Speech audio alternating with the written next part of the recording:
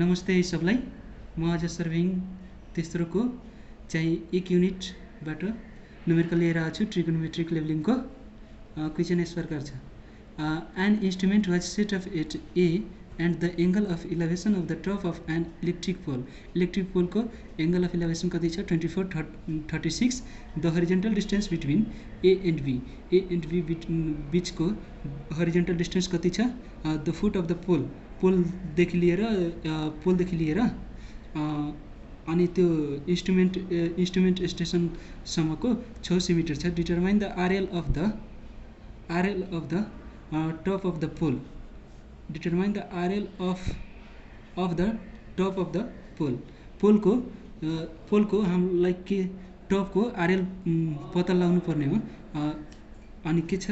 If the staff reading held was, staff reading को कति हो 2.532 रिडिङ हो विथ द हरिजेन्टल प्लेनमा। RL अफ बेन्चमार्क हामीलाई कति दिएको छ 100 मिटर दिएको छ। अब फिगर बनाऊँ है। सोलुसन पहिला फिगर कस्तो हुन्छ?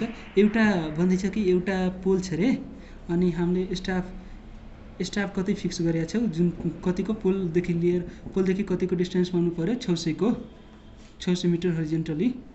अनि मैले यहाँ इन्स्ट्रुमेन्ट राखेँ, इन्स्ट्रुमेन्ट स्टेसन बनाएँ। अनि यहाँबाट मैले नर्मल, अनि यहाँबाट इन्स्ट्रुमेन्टले कतिको पोलको टपको कतिको एङ्गल बनायो 24 इलेभेसन 24।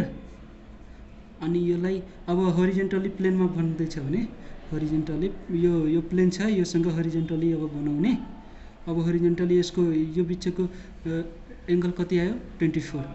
यो इन्स्ट्रुमेन्टबाट चाहिँ पोलको टपमा हेऱ्यो, अनि त्यसको कति आयो एङ्गल 2436। अनि त्यो यो ग्राउन्डदेखि इन्स्ट्रुमेन्टसम्मको स्टाफ रिडिङ कति हो?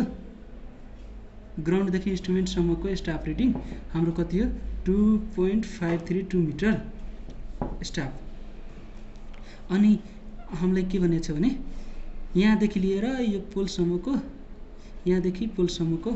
डिस्टेन्स कति दिएको छ हामीलाई? यहाँ इन्स्ट्रुमेन्टदेखि लिएर पोलसम्मको डिस्टेन्स 600 मिटर दिएको छ। अनि के निकाल भन्दैछ? RL of top of pole, RL of top of pole. अनि बेन्चमार्क दिएको छ, बेन्चमार्क हाम्रो कति दिएको छ? बेन्चमार्क हाम्रो 100 मिटर दिएको छ। अनि यो 2436 भयो। अब यसलाई नेमिङ गरिदेऊ। हाम्रो BC। अब यो के भयो?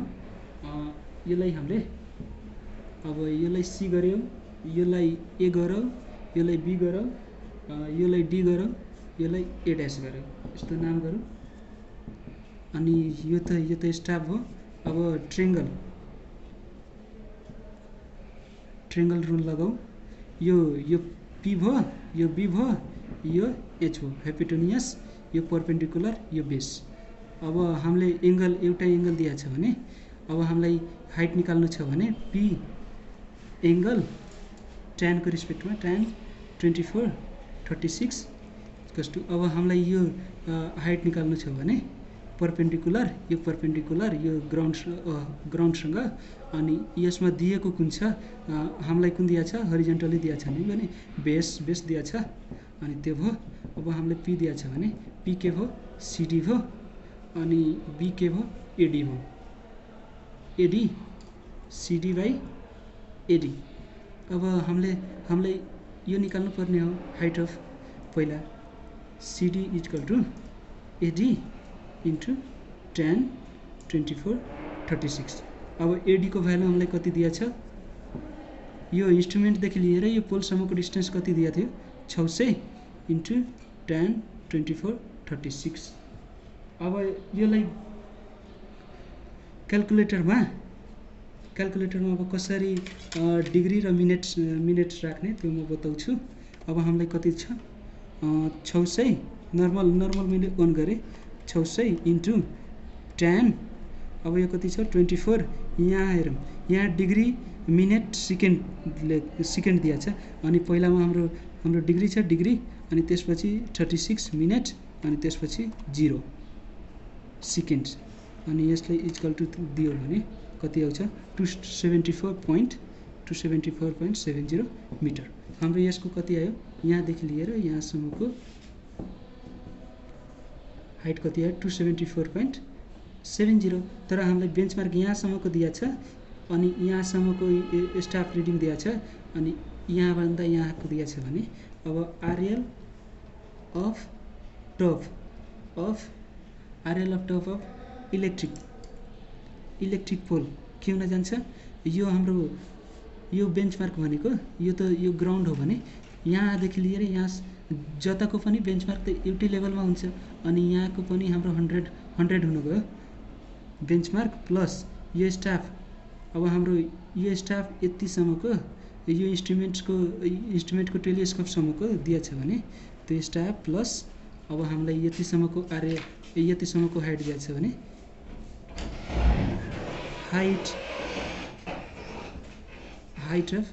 हाइट सिधै लेखौँ अनि बेन्चमार्क हाम्रो कति दिएको छ 100 दिएको छ स्टाफ रिडिङ कति दिएको छ 2.532 प्लस हाइट कति दिएको छ 274.70 मिटर। अब यो कति हुन जान्छ 377.23 मिटर। यसलाई क्याल्कुलेटरमा 100 प्लस 2.532 प्लस 274.70 क्याल्कुलेटरमा 377.23 मिटर यतिकै एन्सर भयो हाम्रो। यो टाइप 1 हो यसको म अरू भिडियो अरू टाइपहरू पनि छिटै ल्याउने छु। कृपया च्यानललाई लाइक सब्सक्राइब अनि सेयर र कमेन्ट पनि गरिदिनु होला के यसमा मन पर्यो के मन परेन गुनासो के रह्यो त्यो कमेन्ट गरिदिनु होला है त।